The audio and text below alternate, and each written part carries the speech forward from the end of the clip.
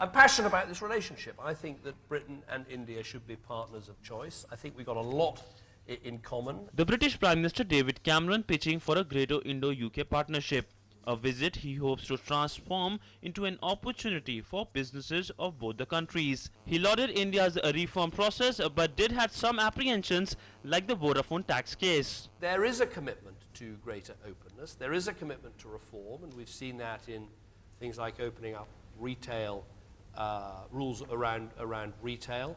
We've seen greater openness on some banking issues, but some kind of absolutely vital issues like insurance, to be frank, they really have taken a very long time and have not moved very far at all.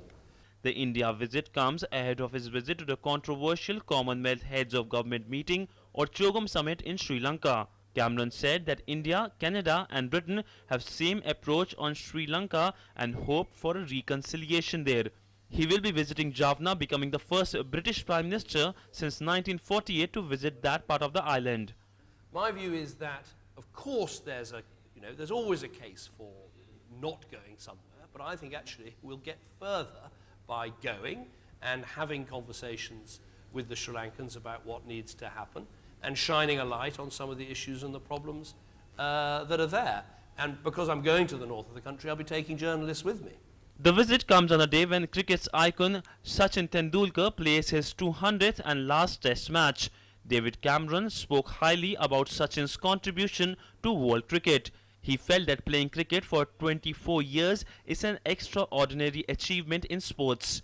So he's a fantastic player. Also, I think if you look at who's done more to inspire young people and give them a love of cricket, I think he is absolutely the all-time great on that front. Remember, as someone said, cricket is an Indian game accidentally discovered by the British. Clearly, cricket and trade will dominate Cameron's visit to India. This is the second visit by the British Prime Minister David Cameron to India. Also, India is the second most visited country by the British Prime Minister after Brussels. Clearly, it shows how important Indo-Britain relations have come in over a year. With camera person Anil Khanna, Sidhant, Sibal, DD News, New Delhi.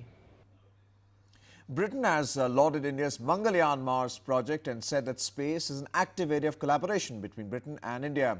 Speaking exclusively to DD News, Britain Chief Scientific Advisor Sir Mark Walport has said that in areas of research, India and UK have great future.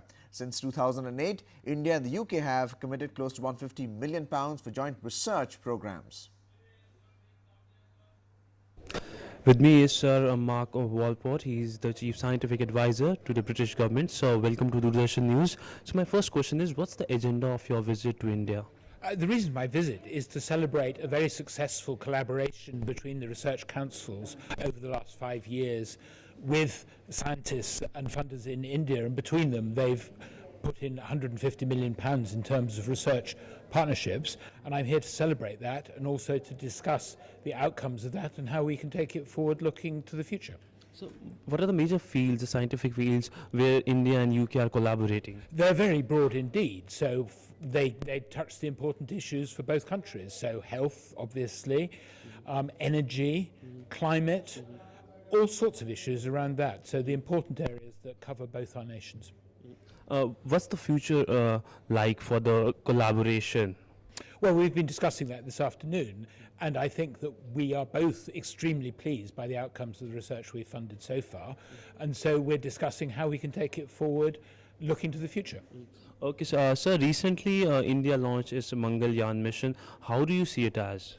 Well, exploration of space is always something that's excited people. It gets young people excited about science. And it's another area where we've worked together, which is in education and the development of skills.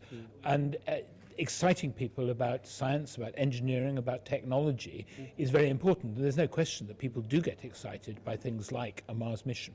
So, any future plans of collaborating with India on any space missions? I'm not sure on space missions per se, but space is a very active area of collaboration. And indeed, space is very important not only for looking out, but also for observing what's happening on the Earth itself. So it's very important in terms of understanding weather, understanding climate. There's all sorts of things that one can monitor from space. So it's a very active area for both our countries. So my last question is, UK has a great amount of the of Indian diaspora. How have people of Indian origin contributed to the scientific research in the country? Oh, they've contributed enormously in all areas of science. And I suppose one of the most spectacular examples recently was the award of the Nobel Prize to Venki Ramakrishnan in Cambridge for his work on the structure of biologically important proteins.